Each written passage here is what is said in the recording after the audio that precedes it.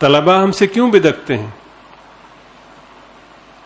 جمعے کی شام کو مدرسے کا طالب علم اپنے چہرے سے پہچانا جاتا ہے، پیلا رنگ ہو چکا ہوتا اس کا کہ اب جانا پڑے گا. قاری عبداللطیف صاحب ڈنڈا لے کے تیار. آپ بھی بھائی اللہ تعالیٰ کے یہاں اس کا جواب دینا ہوگا. دنیاوی تعلیمی اداروں میں بعض ادارے بہت تکلیف سے کہنا پڑتا ہے کہ اتنی شفقت سے ان اداروں میں پڑھایا جاتا ہے کہ چھٹی کے دن بچے روتے ہیں کہ آج ہم اسکول کیوں نہیں جا رہے. میں نے اپنا رب کا قرآن پڑھانا ہے، میں جلاد بنا بیٹھا ہوں. میری حرکت سے، میری شدت سے، اور میں اپنے خیال میں بڑا نیکی کا کام کر رہا ہوں. اور سلام ہے ان ماؤں کو جو بچے کو دوبارہ یہ کہہ کے بھیجتی ہیں کہ بیٹا جہاں جہاں پہ وہ چھڑی کا نشان ہے وہاں وہاں دوزخ کی آگ حرام ہے. ہمارا کیا بنے گا؟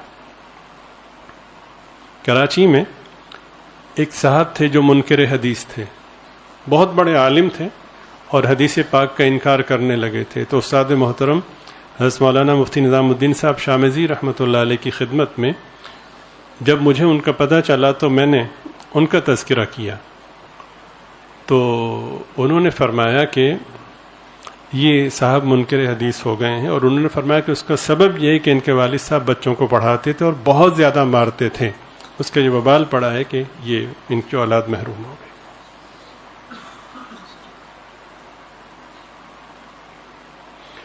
کتنا ہی گیا گزرا شخص کیوں نہ ہو، وہ بہرحال یہ سرمایہ ضرور چاہتا ہے کہ میری اولاد قیامت میں میری بخشش کا ذریعہ بنے، لیکن مجھ جیسے نالائق اساتذہ رکاوٹ بن جاتے ہیں. دیکھیں نا کتنا فرق ہے. اب ہمارے ہاں ایسا ہوتا تو ہم نے مذاق اڑا، وہ دیکھو یہ رکوع میں جا کے چل رہا تھا، ادھر مولانا عثمان صاحب نے قہقہ لگانا تھا، مولانا عبدالغفار صاحب نے قہقہ لگانا تھا، مولانا طہا صاحب نے، کیا بھائی دیکھو یہ رکوع میں چل رہا تھا. سید الانبیاء صلی اللہ علیہ وسلم نے معاملے کو سنبھالا. ٹھہرو بھائی، دین مجھ پہ نازل ہوا ہے، ہمیں کہنا ہے. تمہیں کیا معلوم کہ ایک امتی کی کتنی بڑی قدر و منزلت ہے اللہ کے یہاں. آؤ بیٹے ادھر آؤ. یہی تھا نا کہ رکعت نہ نکلے.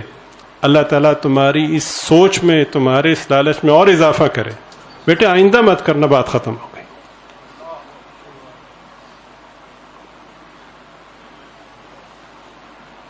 مومن کی کتنی عزت اور کتنی عظمت ہے. نبی پاک صلی اللہ علیہ وسلم نے بیت اللہ شریف کو مخاطب کر کے کہا تو کتنا عظیم ہے، تیری خوشبو کتنی عمدہ ہے، تیری عزت کتنی اعلیٰ ہے، لیکن ایک مومن تجھ سے بھی زیادہ مکرم ہے اللہ کی.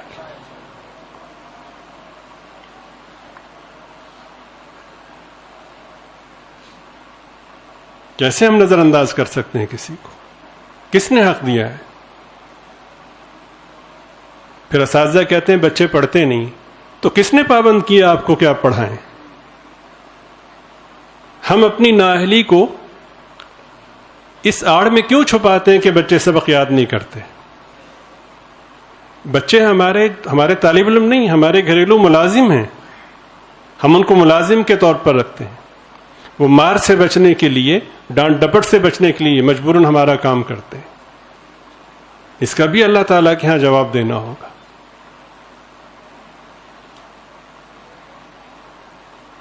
چنانچہ بچہ جیسے ہی با اختیار ہوتا ہے پھر وہ اتنا ہی دین سے دور ہوتا ہے. وہ اس گلی سے نہیں گزرتا، اس راستے سے نہیں گزرتا جس راستے میں مدرسہ ہو. اور ہم پورے استحقاق کے ساتھ اس کی توہین کرنا اظہار حق سمجھتے ہیں، حق پر ہم ثابت قدمی سمجھتے ہیں. لمحہ فکریہ ہے آپ حضرات کے لیے، بعد میں پہلے میرے لیے، کہ میں اللہ تعالیٰ کے ہاں اس کا کیا جواب دوں گا. نیت کا اثر ہوتا ہے. وَلَوْ كُنْتَ فَظًّا غَلِيظَ الْقَلْبِ لَانفَضُّوا مِنْ حَوْلِكَ.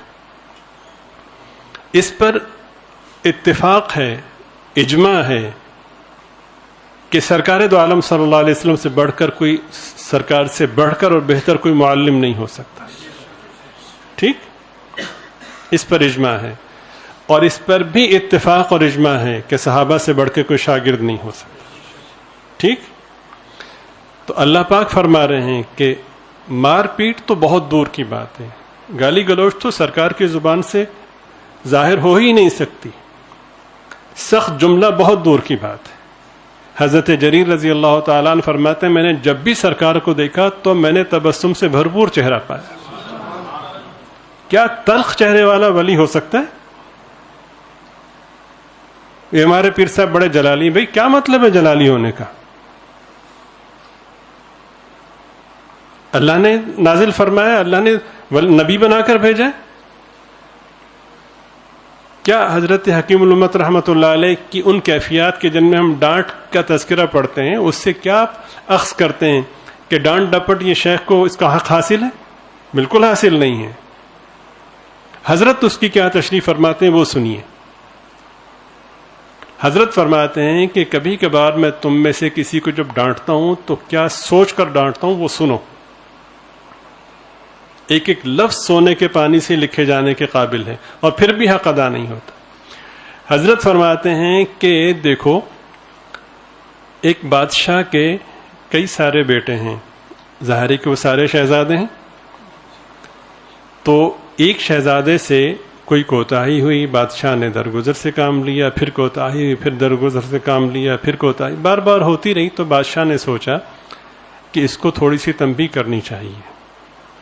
تو بادشاہ نے بھنگی کو بلا کر کہا کہ بھائی اس کو 10 جوتے لگاؤ۔ تو بھنگی نے اگر اس کو 10 جوتے لگائے تو کیا بھنگی شہزادے سے بہتر ہو جائے گا؟ حضرت فرماتے ہیں کہ تم شہزادے ہو اور میں اپنے آپ کو بھنگی سمجھتا ہوں۔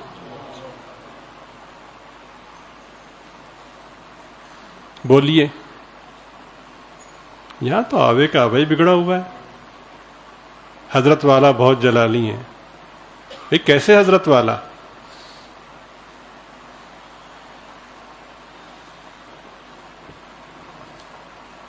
اللہ والا وہ جس کو دیکھ کے اللہ یاد آئے، تو ایسے متکبر چہروں کو دیکھ کے اللہ یاد آتا ہے؟ ایک شخص خانقاہ میں جا کر مایوس ہو کر لوٹے تو یہ علامت ہے اس بات کی کہ خانقاہ خیر کی طرف نہیں ہے۔ اگر ایک شخص مولانا کے پاس آ کر، کسی بھی عالم کے پاس آ کر اس وجہ سے لوٹے کہ عالم کا رویہ ٹھیک نہیں تھا، تو وہ اپنے آپ کو نبی کا وارث کیسے کہہ سکتا ہے؟ عظمت انسانیت کی، مومن کی کیا ہے؟ سنیے، آپ کو معلوم ہے کہ وضو ٹوٹنے کے اسباب کیا ہیں؟ ٹھیک ہے، انسانیت کی تکریم میں کمی آئی، حکم بدل دیا۔ ایک صحابی تھے، نابینا تھے رضی اللہ تعالیٰ عنہ، وہ تشریف لا رہے تھے، جماعت کھڑی ہو چکی تھی کہ وہ انہیں نظر نہیں آیا، کنویں میں گر گئے۔ جب کنویں میں گرنے کی آواز آئی تو کچھ لوگ جنہوں نے نیت باندھی ہوئی تھی وہ ہنس پڑے۔ اب اس ہنسی میں بالواسطہ ان کی بے اکرامی کا پہلو نکلتا ہے، حکم بدل دیا کہ جو نماز میں قہقہ لگا کے ہنسا اس کا وضو ٹوٹ گیا۔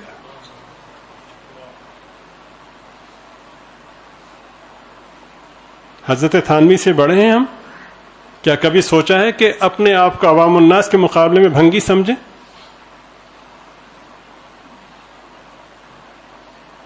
ایک صاحب کہتے ہیں کہ کسی جگہ پہ مہمانوں کی آمد ہوتی تھی تو ظاہر ہے کہ عارضی طور پر جب ایسی تدبیر ہو تو پھر اضافی انضامات کی ضرورت پڑتی۔ آج کل اس کی نوعیت چونکہ بدل چکی ہے تو وہ نوبت نہیں آتی، تو بہت سے مہمان آتے تھے، تو میں صبح اٹھ کے جب دیکھتا تھا، ظاہر ہے کہ وہ جو وہاں پہ واش روم تھا اس میں گندگی جمع ہو جاتی تھی، تو میں صبح اٹھ کے دیکھتا تھا کہ وہ بالکل صاف ہوتا تھا واش روم، تو میں حیران ہوتا تھا یہ کیسے صاف ہوا۔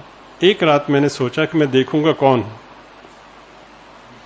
کہ میں ساری رات جاگتا رہا، تو آخری پہر میں نے دیکھا کہ حضرت مدنی نور اللہ مرقدہ وہ ساری گندگی اس میں وہ جو پرات سی تھی اس میں ڈال کر دور جا کر پھینک کر کے آ رہے ہیں اور اس کو خود پاک کر رہے ہیں۔ ہم ان کے نام لیوا ہیں،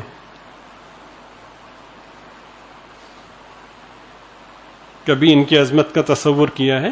اس کے اسباب پہ غور کیا ہے کبھی؟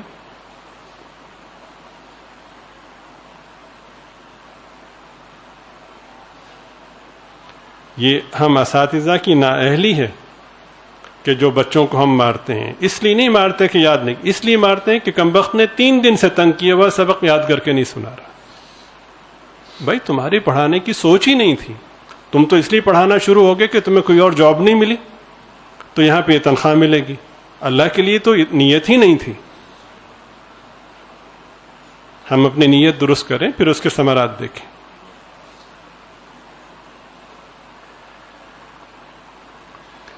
تو تلخی اور سختی تو بہت دور رہی. اللہ پاک فرماتے ہیں کہ اگر 2 چیزیں ہو گئیں، ایک یہ کہ دل میں سختی ہو گئی، سختی دل میں نرمی کے بجائے سختی کی کیفیت ہو گئی، اور دوسرا یہ پہلی یہ ہے کہ چہرے پر پیشانی پر ناگواری کی شکن آ گئی، اور دوسرا یہ ہے کہ دل میں سختی کی کیفیت آ گئی. اگر یہ 2 چیزیں آ گئیں تو یہ کائنات کی سب سے عظیم ترین جماعت، جن سے بہتر اس کائنات میں شاگرد نہیں ہو سکتے، اگر یہ 2 کیفیتیں آ گئیں تو یہ سارے کے سارے آپ کے پاس سے بھاگ جائیں گے.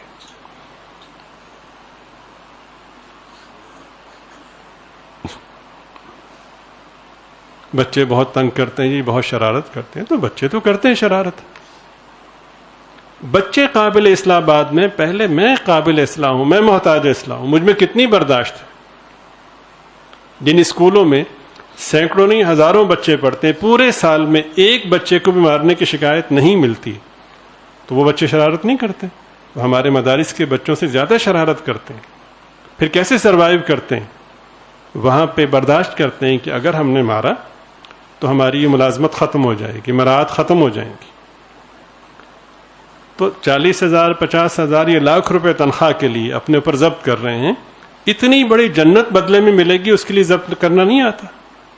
اللہ کی رضا ملے گی جس سے بڑھ کے کوئی نعمت نہیں ہے.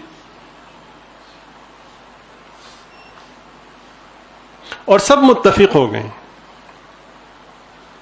بعض اساتذہ سے بات کی تو ان کا کہ ہمارے بغیر نہیں پڑھا سکتے.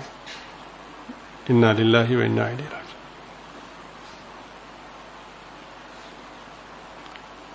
معمولی سے معمولی درجے کی تدریس کے لیے ایک نظام ہوا کرتا ہے، تربیت ہوا کرتی ہے، اور اس کے مختلف اصول اور ضابطے سکھائے جاتے ہیں. بدقسمتی یہ ہے کہ یہاں پر ایسا نہیں ہے.